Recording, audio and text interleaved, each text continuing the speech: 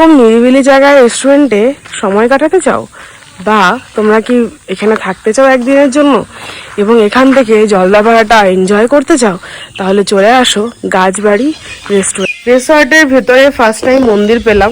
এত রিসর্ট গেছি, কখনো মন্দির পাইনি। তো হ্যালো গাইস, সেদিন দুপুর দুপুর বেরিয়ে পড়ছিলাম এই রেস্টুরেন্টটার জন্য। রেস্টুরেন্টটা শুনছিলাম একদম জঙ্গলের ভেতরে। তো চলো দেখা যাক কেমন জঙ্গল। সত্যি জঙ্গলের ভেতরে ঢুকেই যাচ্ছি, বাট রেস্টুরেন্ট পাচ্ছি না। বাট সত্যিই বলছি গাইস, ভীষণ নিরিবিলি অ্যান্ড স্তব্ধ পরিবেশ। পুরো ভিডিওটা দেখাই যাক তাহলে, দেখো কেমন জায়গাটা। চলো গাইস, এত শান্ত যে পাখির ডাকটাও পর্যন্ত শোনা যাচ্ছে। কি বলবো গাইস, আজকে চলে আসলাম গাছবাড়ি জলদাপাড়া রেস্টুরেন্টে। মাদারিহাটে যে 12 মাইল পড়ে, তো সেখান থেকে বাদিকে ঢুকেই এই রেস্টুরেন্টটা পেয়ে যাবেন। তো এটা গাছবাড়ি জলদাপাড়া রেস্টুরেন্ট। এখানে কিন্তু থাকার প্রচণ্ড সুব্যবস্থা আছে, আপনারা চাইলে চলে আসতে পারেন। আর চলো ভেতরটা ঘুরে দেখাই তোমাদের কি কি আছে। আজকে চলে আসলাম সানডে, তো আমি চলে আসছি গাছবাড়ি একটা জলদাপাড়া রিসর্টে। বাট জানি না খাওয়া দাওয়া অ্যাভেলেবেল আছে কিনা, বাট রিসোর্টটা কিন্তু ভীষণ সুন্দর।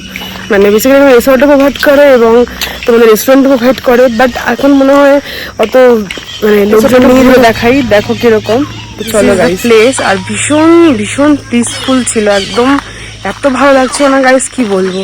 তো দেখো একবার রিসর্টটা। এখানে আলাদা কটেজ সিস্টেমও করা আছে, দেখতে পারবে তোমরা। এই দেখো কটেজ সিস্টেমও করা আছে, খাওয়া দাওয়া এভরিথিং প্রোভাইডেড।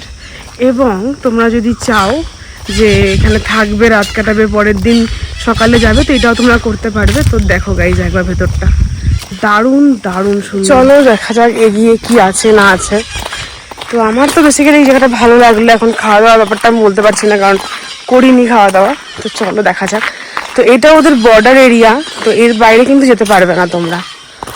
তো কিন্তু অন্য দিক দিয়ে ঢোকার ব্যবস্থা আছে, এবং কি চারদিকে জঙ্গল ফঙ্গল দিয়ে ব্যাপারটা খুবই সুন্দর। তো চলো গাইস দেখাচ্ছি রাস্তাটা। এই একটা নদী টাইপের প্লেস আছে, চাইলে এখানে প্লেসগুলোতে বসে একটা সুন্দর নদীর হাওয়া উপভোগ করে, নদী না লাইক দ্যাট, মানে ছোটো মোটো সুন্দর করে খাওয়া দাওয়া করতে পারবে। তো এরকম ভালো, মানে জলদাপাড়া বলতে আমরা বেসিক্যালি এটাই বুঝি। তো চলো গাইস দেখাই আরো।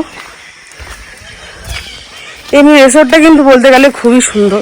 ফার্স্ট টাইম মন্দির পেলাম, তো ব্যাপারটা ভীষণ ভালো লাগলো। রিসোর্টের ভেতরে একটা মন্দির, খুবই সুন্দর ব্যাপারটা। দেখো মায়ের মন্দির, আর মা তো থাকলে সেখানে ভয়ের কোনো ব্যাপারই নেই। জয় মা। রিসর্টের ভেতরে ফার্স্ট টাইম মন্দির পেলাম।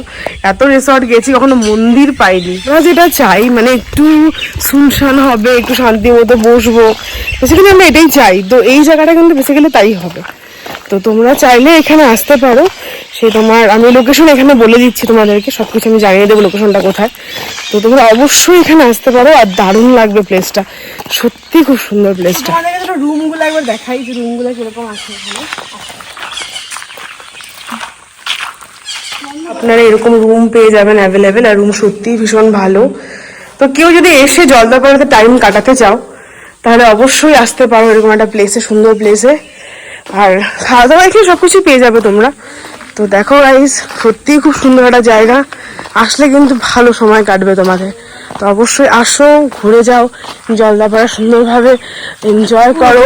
পড়ে আছে, মানে হয়তো এটা অতটা জানাশোনা রেস্টুরেন্ট না, সেজন্য ভিড় নেই এখানে। হয়তো ভিড়ের কোনো কথাই বলা যাবে না, লোক জানলেই দৌড় মারবে। তো এটা খুবই সুন্দর একটা জায়গা, তোমরা যদি চাও চলে আসতে পারো, আর একদম নিরিবিলিতে সময় কাটাতে পারবে গাইস। 1000-1500 টাকায় এরকম একটা সুন্দর স্তব্ধ পরিবেশ এনজয় করতে একবার চলেই আসো গাইস। এবং সামনেই জলদাপাড়া, তো এখানে রাত কাটিয়ে পরের দিন সকাল সকাল জলদাপাড়ার জন্য বেরিয়ে যেতে পারবে।